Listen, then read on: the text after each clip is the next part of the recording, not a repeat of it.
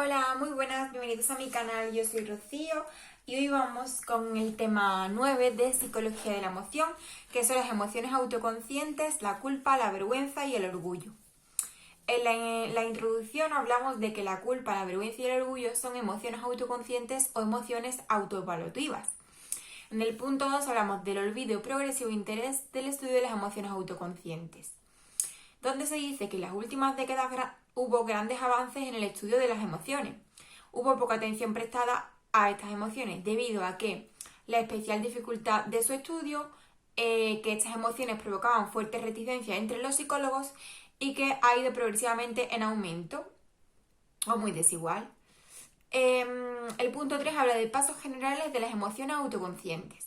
La culpa, la vergüenza y el orgullo, además de implicar todas ellas algún tipo de valoración relativa al propio yo como antecedente y esencial, comparten otros importantes rasgos, como pueden ser las emociones autoconscientes, que son emociones secundarias derivadas y complejas. Secundarias o derivadas quiere decir que surgen como resultado de diversas transformaciones de otras más básicas, y las emociones complejas que requieren el desarrollo previo de ciertas habilidades cognitivas. En apoyo a este punto de vista, Lewis y Coles denominan embarrassment a lo que discurre paralelo al autorreconocimiento, ¿no? A sonreír, tocarse la cara, etc.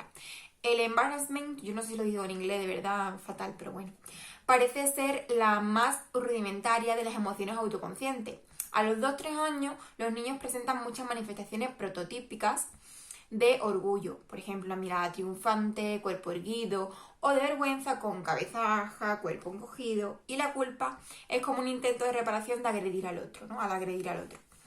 Y otro punto sería que las emociones autoconscientes son emociones sociales o morales, ¿no? Que se hallan presentes en su desarrollo, que surgen en contextos interpersonales y que las implicaciones en el terreno moral, como la empatía, la culpa y la vergüenza. El punto 4 habla de los rasgos específicos de las distintas emociones autoconscientes. Lewis habla del modelo estructural de la elicitación, donde la evaluación de la propia conducta como positiva o negativa y la atribución interna global o específica de dicha conducta. 4.1. Emociones provocadas por autoevaluaciones negativas, como pueden ser la vergüenza y la culpa. La vergüenza surge cuando se da una evaluación negativa del yo de carácter global. Deseo de esconderse. La interrupción de la acción, encogimiento del cuerpo o a fin de liberarse de la vergüenza, la reinterpretación de los eventos, la disociación del yo, el olvido. La culpa es la evaluación negativa del yo específica y se experimenta dolor. No es tan placentera como la vergüenza.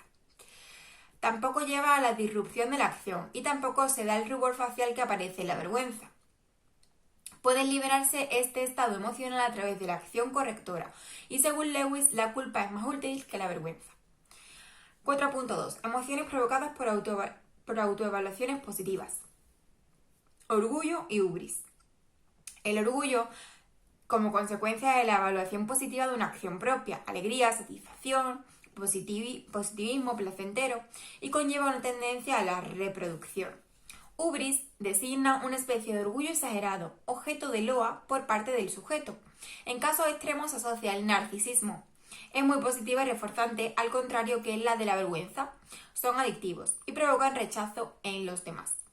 El punto 5 dice, ¿estos rasgos concretos son generalizables a todas las culturas? El problema de las diferencias semánticas en diversas culturas entre términos aparentemente intercambiables. El punto 6 dice, cuestiones a debate de la actualidad.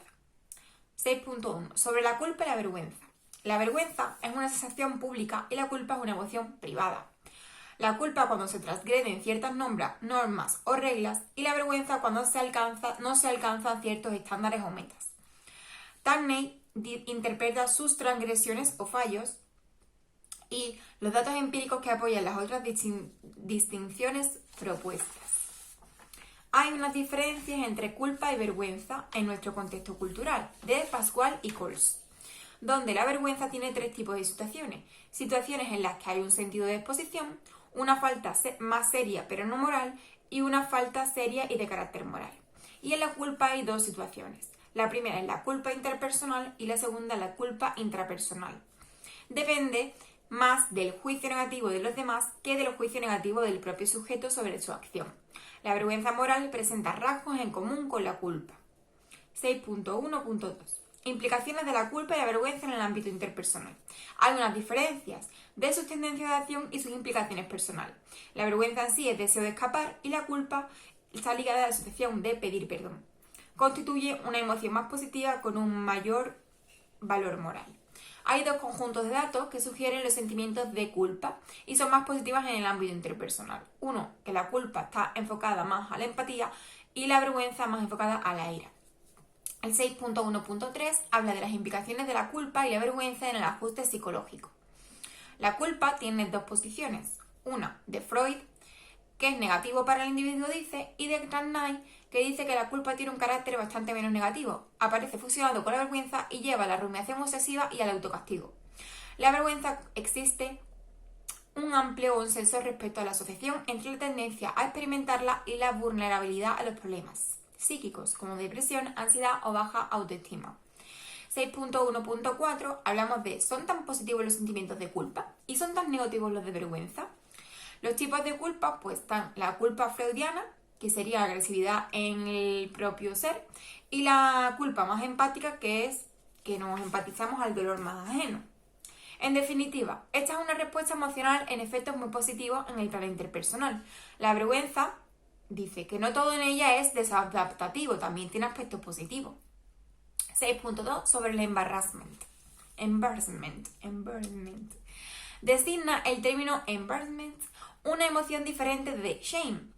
La mayoría de los autores piensa que shame y embarrassment constituyen dos emociones diferentes, pero ¿dónde están las diferencias? 1. Distinguibles por la intensidad del afecto y la gravedad de la acción. Shame se caracteriza por mayor intensidad ante fallos más serios y ante transgresiones de carácter moral, y el embarrassment hacia transgresiones sociales relativamente triviales. Y 2. Shame se asocia a la percepción de las deficiencias en el yo esencial, mientras que el embarrassment se asocia a la percepción de definiciones en el yo tal como se presenta en el exterior. En el terreno empírico, las diferencias entre shame y embarrassment sugieren que una y otra reacción emocional se difieren bastante entre sí. Rasgos fundamentales del embarrassment. Puede considerarse como una reacción emocional diferenciada y constituye la más social de todas las emociones autoconscientes y se produce en presencia de otros. Proceso psicológico. Para Miller es una evaluación negativa por parte de los otros. Para Lewis hay entre dos tipos, que serían por mera exposición a los otros y el provocado por una autoevaluación. Una importante función social. Esta emoción no se halla lexicalizada en muchas lenguas.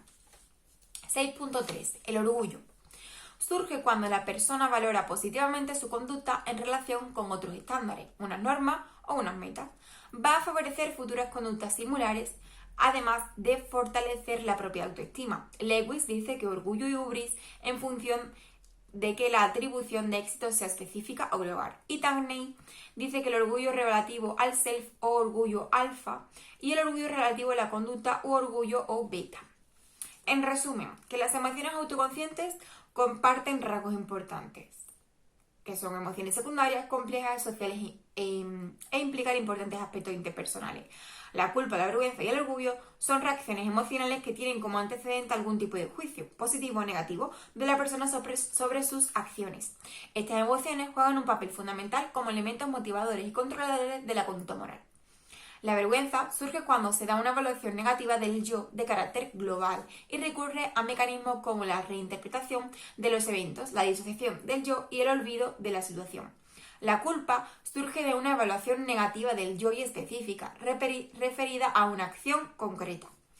El orgullo surge como consecuencia de la evaluación positiva de una acción propia, alegría y satisfacción por ello.